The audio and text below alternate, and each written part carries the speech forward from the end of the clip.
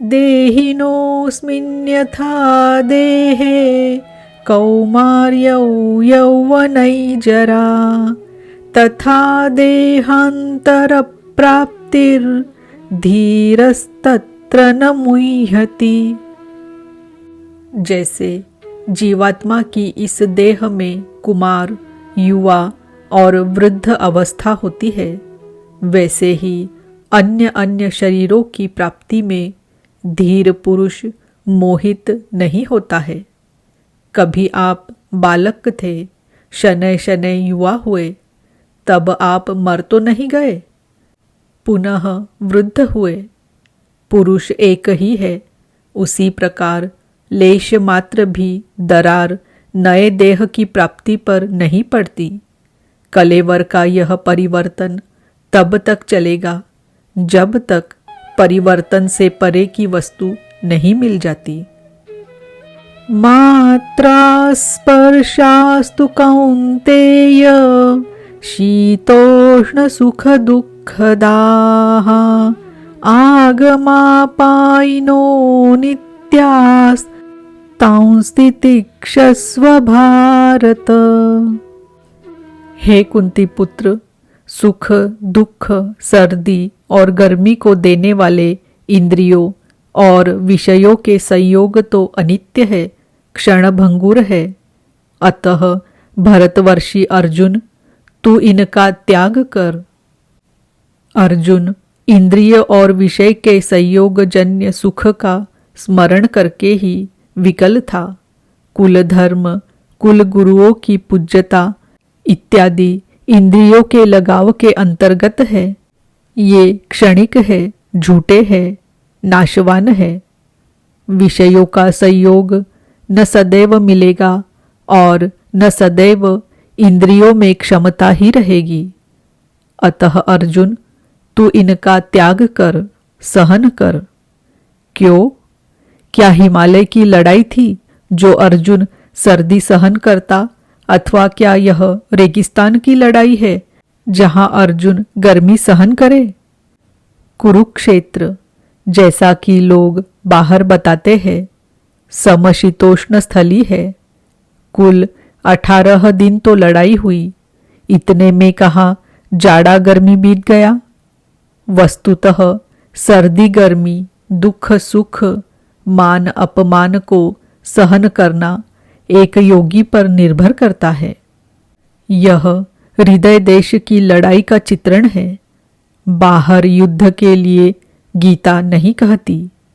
यह क्षेत्र क्षेत्रज्ञ का संघर्ष है, जिसमें आसुरी संपद का सर्वथा शमन कर परमात्मा में स्थिति दिलाकर दैवी संपद भी शांत हो जाती है। जब विकार है ही नहीं तो सजातीय प्रवृत्तियां किस पर आक्रमण करे? अतः पूर्णत्व के साथ वे भी शांत हो जाती है, इससे पहले नहीं। गीता अंतर्देश की लड़ाई का चित्रण है। इस त्याग से मिलेगा क्या? इससे लाभ क्या है? इस पर श्री कृष्ण कहते हैं, यम हि न व्यथयन्त्येते पुरुषं पुरुषर्षभ सम दुःख सुखं धीरं सोमृतत्वाय कल्पते। क्योंकि हे पुरुष श्रेष्ठ, दुख सुख को समान समझने वाले जिस धीर पुरुष को इंद्रियों और विषयों के संयोग व्यथित नहीं कर पाते, वह मृत्यु से परे अमृत तत्व की प्राप्ति के योग्य हो जाता है।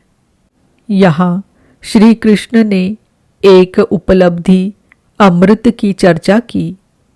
अर्जुन सोचता था कि युद्ध के परिणाम में स्वर्ग मिलेगा या पृथ्वी, किंतु श्री कृष्ण कहते हैं कि न स्वर्ग मिलेगा और न पृथ्वी, बल्कि अमृत मिलेगा।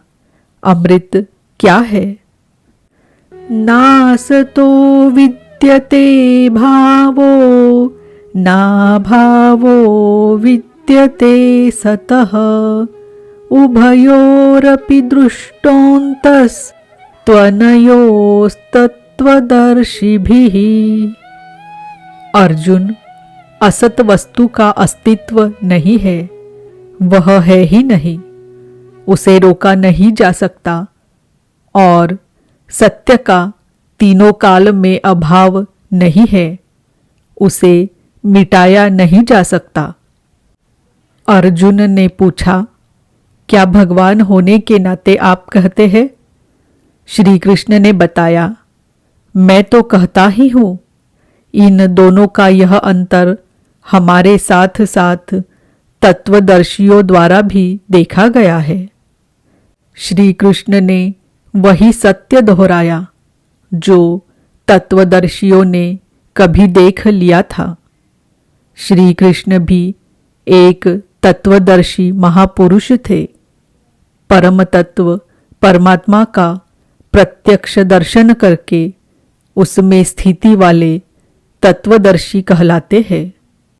सत और असत है क्या, इस पर कहते हैं, अविनाशी तु तद्विद्धि येन सर्वमिदं ततं विनाशमव्ययस्यास्य न कश्चित् कर्तुमर्हति। नाश रहित तो वह है जिससे यह संपूर्ण जगत व्याप्त है। इस अव्ययस्य अर्थात अविनाशी का विनाश करने में कोई समर्थ नहीं है, किंतु इस अविनाशी अमृत का नाम क्या है? वह है कौन? अंतवंत इमे देहा नित्यस्योक्ता शरीरिणः अनाशिनो प्रमेयस्य तस्माद्युध्यस्व भारत। अविनाशी, अप्रमेय, नित्य स्वरूप आत्मा के ये सभी शरीर नाशवान कहे गए हैं। इसलिए भरतवंशी अर्जुन, तू युद्ध कर। आत्मा ही अमृत है, आत्मा ही अविनाशी है, जिसका तीनों काल में नाश नहीं होता। आत्मा ही सत्य है, शरीर नाशवान है, यही असत्य है, जिसका तीनों काल में अस्तित्व नहीं है। शरीर नाशवान है, इसलिए तू युद्ध कर। इस आदेश से यह स्पष्ट नहीं होता कि अर्जुन केवल कौरवों को मारे। पांडव पक्ष में भी तो शरीर ही खड़े थे। क्या पांडवों के शरीर अविनाशी थे? यदि शरीर नाशवान है तो श्री कृष्ण किसकी रक्षा में खड़े थे? क्या अर्जुन कोई शरीरधारी था? शरीर जो असत्य है, जिसका अस्तित्व नहीं है, जिसे रोका नहीं जा सकता, क्या श्री कृष्ण उस शरीर की रक्षा में खड़े हैं? यदि ऐसा है तो वे भी अविवेकी और मूढ़ है, क्योंकि आगे श्री कृष्ण स्वयं कहते हैं कि जो केवल शरीर के लिए ही पचता है, श्रम करता है, वह अविवेकी और मूढ़ बुद्धि है। वह पापायु पुरुष व्यर्थ ही जीता है। अंततः अर्जुन कौन था? वस्तुतः अनुराग ही अर्जुन है।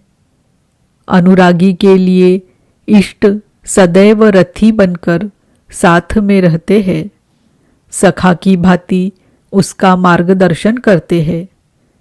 आप शरीर नहीं है, शरीर तो आवरण है, रहने का मकान है।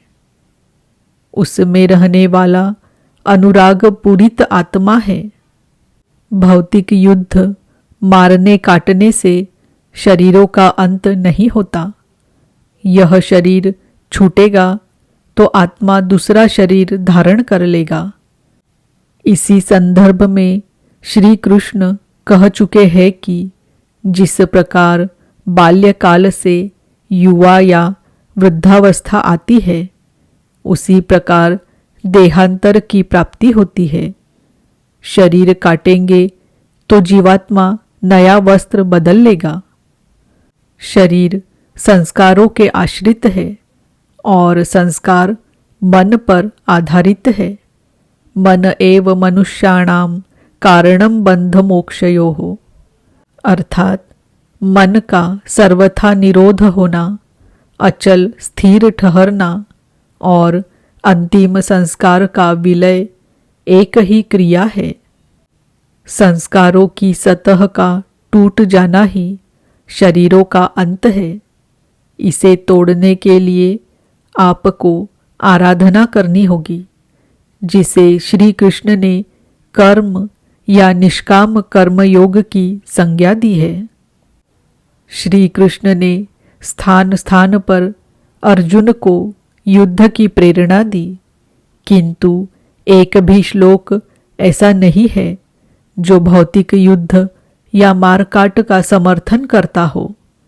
यह युद्ध सजातीय विजातीय प्रवृत्तियों का है, अंतर्देश में है।